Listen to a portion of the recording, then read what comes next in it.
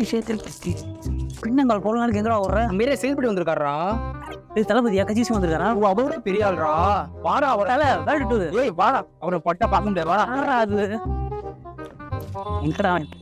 ஏய் இவர்தான் celebrity.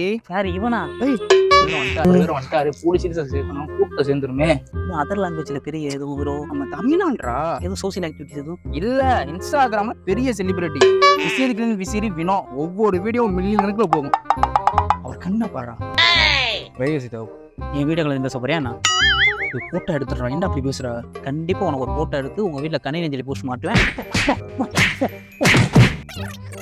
Photo வேணா டக்குன்னு எடுத்துட்டு போங்க.